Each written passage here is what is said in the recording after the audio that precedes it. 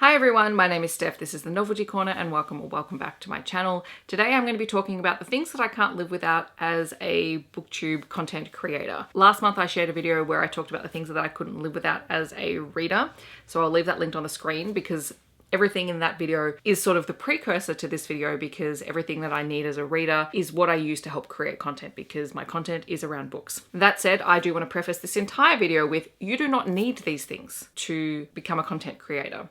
You can absolutely 100% work around everything that I'm about to share in some way to make content. I have these things because they work for me, because I've invested time and money into purchasing various things that support me in making content, but that does not mean that you have to. So where I can, I'll also give the alternative. So the first thing that I'm going to mention in terms of content making is lighting. So I happen to have two box lights. I've had them for years and years. I've recently had to replace one of them because the actual box itself broke, but I only had to replace one. I've still got one of my original ones that I've had probably now for nearly 6-7 years. For me, having good lighting in videos is one of the most important things because I think it just makes things look like I've put some time and effort into it. However, you can make do with natural lighting. I absolutely did for ages, and quite often I still manage to use that.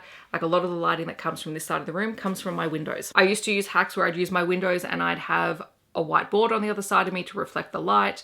Like, you can come up with plenty of ways to boost your lighting. However, the box lights work for me and they last for ages if you look after them. The other reason that I've continued to use them is because while I have good lighting in this particular room, other places in my apartment, I don't have so great lighting. I can't get a lot of natural lighting further into the apartment.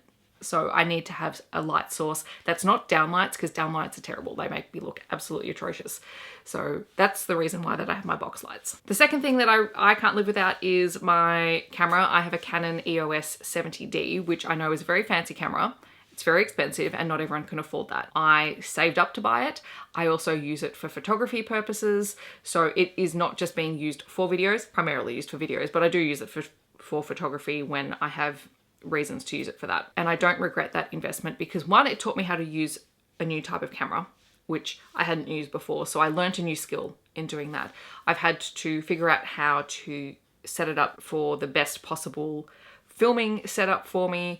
And I've learned a lot through that process. Even though I'm a teacher now, when I first got out of high school, I went into a media degree. So I was learning a lot about photography and filming and all of that sort of thing. So to me, I was excited to save up for this. It was something that I bought for myself that I could use over and over again, and I have. I use it for every single video unless I'm vlogging, and I have a separate vlogging camera that I use for that. But I love my camera and I don't regret purchasing it. That said, you can 100% film on your phone. The cameras on phones these days are incredible and you could absolutely do that. I started out filming on my iPad, which was not great quality. I also started filming out on my laptop's webcam, which is really not great quality. So you make do with what you have. Like, try with the things that you have first, and then if you feel like this is going to be something you're going to be doing long term and you want to invest in other pieces of technology, you absolutely can. It is not a necessity. For me, it was a worthwhile purchase because I knew I was going to be using it regularly. And connected to that, I also invested in one of these. It's a little sort of remote control that takes photos. It helps so much for thumbnails because I was setting the timer and having to pose and moving to like, it was just getting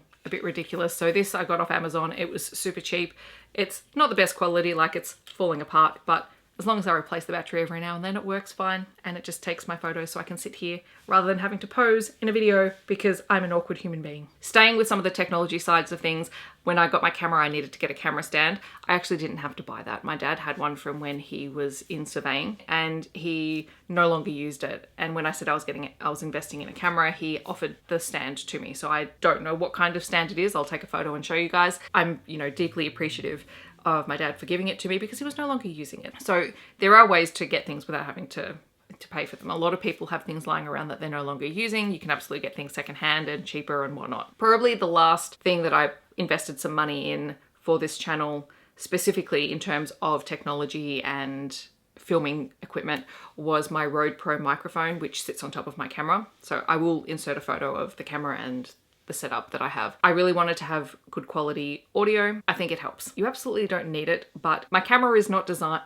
a video camera. So its microphone is super tiny and the Rode microphone is really helpful for that. And now it just lives as an entire unit with the camera, with the microphone that sits on there the entire time, and I don't have to worry about it. Then some other things that I can't live without, and are still technology things, but are more day-to-day things that I just have in my everyday life. They're not specifically things that I purchased for filming, they just make it easier. It's my phone. My phone is always helpful because half the time I'm forgetting things or I need to look things up, so having that on hand is really useful. I can film on it. I mostly use this for filming for TikTok, to be perfectly honest. I don't really use it for filming for my YouTube channel because I'm really, really bad at vlogging on my phone. If I'm shooting something else, like using the back camera, it's great. But if I'm trying to film myself, I can never figure out where I'm looking, so I tend not to film on that unless it's absolutely necessary. As I said, I have a little one-shot digital camera that I use for vlogging. It's a lot easier for me to manage because I can see exactly where I'm looking and I figure it out because, yeah. You know, I've had an iPhone for a very, very, very long time now and I still can't figure out where to look for that camera. I also use my iPad quite a lot. I use it for having my filming notes. When I'm filming, it just sits in my lap, so if I forget something I can look down and I can prompt myself. You guys have heard me talk about this before. I mostly use Evernote, which helps me to make my notes and transfer them between my computer and here and my phone and whatnot. So I've always got access to things that I need to support me when I'm filming my videos. I definitely don't script things out because I would never remember to read it, but I do just make dot points and have little bits and pieces that I think are going to be useful to help me when I'm filming. In terms of editing videos, I have a MacBook Pro. I use iMovie on it. I'm not really interested in investing in any other software that has additional features because iMovie works for me. I'm not trying to do really complicated things with my filming. If I was, I might look into them, but at this point, I know how to use iMovie. I know how to use it really quickly to edit my videos, so that process is really smooth. Plus, I didn't have to pay for iMovie, and that is the most important thing. I have gone through the process of making thumbnails for my videos using various things like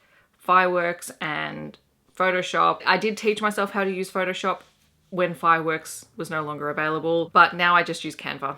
It's quick, it's easy, it is free, although I do actually get access to Pro because I have an education account because I'm a teacher, so that does make my life a whole lot easier. But for the most part, you can create something really great on the free account of Canva. It's so worth it. And then I just have multiple files that I just have set up for various templates of things, and I just change them out every month.